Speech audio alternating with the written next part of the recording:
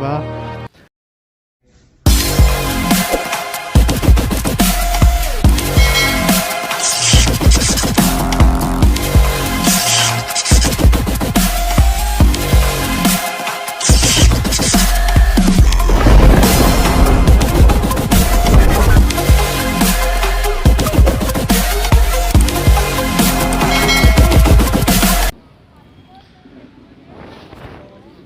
Saan biyahe mo, te? Gusto mo pati ng motor? Kaya nga, magkano araw? 150 na lang sa'yo. Yan, diretso na. Tara. Gusto mo? 150 na lang. Diretso ka na nun, ma'am. Telgawa. Tara, ma'am. Sa Litex, ganun din. Ay, 150. Saan ka ba talaga, Telgawa, Lite? Ha? Diretso ka na. Ha? Ayun, Litex na lang. tara, ma'am. 200. Tara. Saan ka ba galing, te? Nagpa-medical ka? Bakit mag-a-apply ka pa lang? Okay, tara, te. Litex. Okay mga guys, meron tayong nakausap dito. Litex. Litex siya, Litex. Diretso si ate sa Litex. Ayan, tapos ihatid natin si ate sa Litex. Ayan. Paghatid natin kay ate, hindi na natin siya pagbabayarin. Ate. Ito. Ito ate, yung helmet mo, te. Okay. Wait, punta ka dito, te. Nagpa-medical ka? Nagpa-medical ka sa St. Michael? Okay. Tapos, uwi ka na ng Litex. Sa Tala ka pa. Ang layo ng Tala, te, ah. Gusto mo ihatid na kita ng Tala?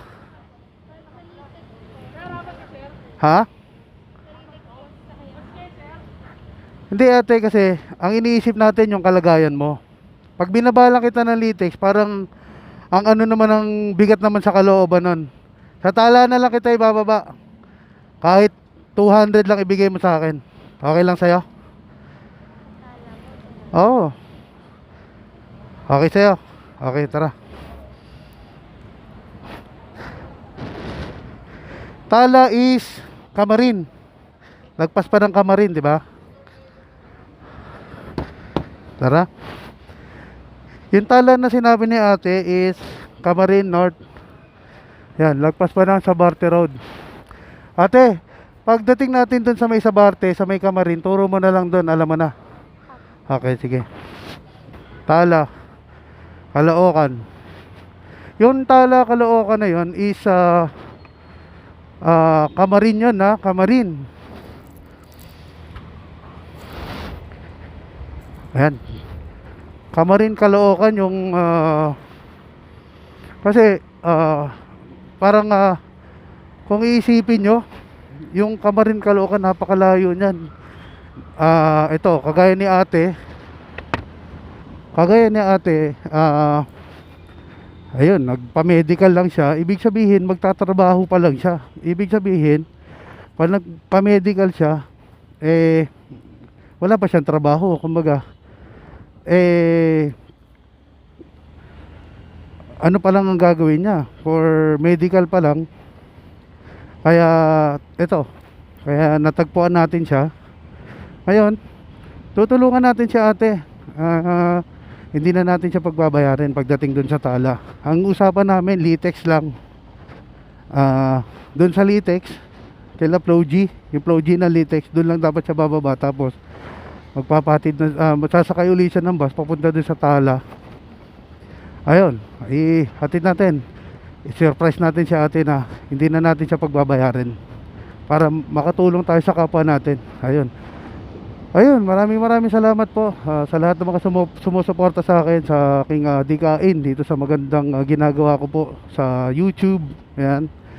Sa lahat po ng mga hindi pa nakasubscribe, subscribe na po kayo. Chibat TV channel, so yun. Isama na rin po natin si Biggie TV, yung aking kaibigan mula sa Toronto, Canada. Okay? Ayun. Sa Caloocan yun. Dati nakapagatid na ako doon. Medyo malayo din. Pero okay lang, at least makatulong tayo sa kapwa natin. Matulungan natin si ate. Alam naman yung kalagayan ni ate na nag-a-apply pa lang siya. Kailangan niyang magtrabaho. Ayun, siguro sana yung pera na dapat na ibabayad niya sa atin, ibili niya na lang ng pagkain, bili niya ng bigas, bili niya ng ulam, bili niya ng yung pwede niya pang ibang pagkakagastusan. Ayun, ito na siguro yung content ko na binigay ni Lord para makatulong tayo. Siguro ito na yung way para tumulong tayo sa kapwa natin. Okay, dire-diretso na tayo sa tala tayo.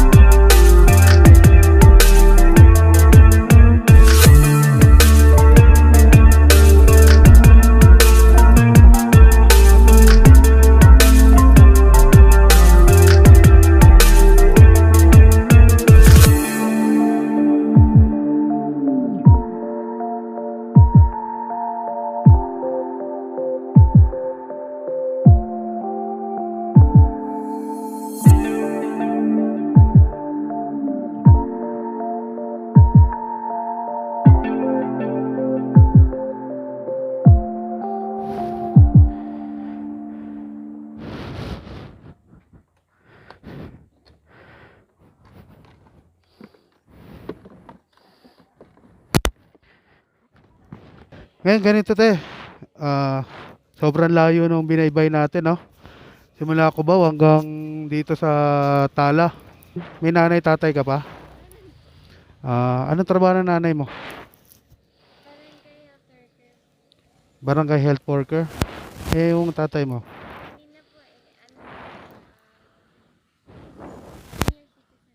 May mga kapatid ka? Ilan kapatid mo? Pito kayo. Ngayon, ikaw lang yung magtatrabaho. Nag-apply ka pa lang. Ngayon, ganito te. Yung pamasahe mo is 200.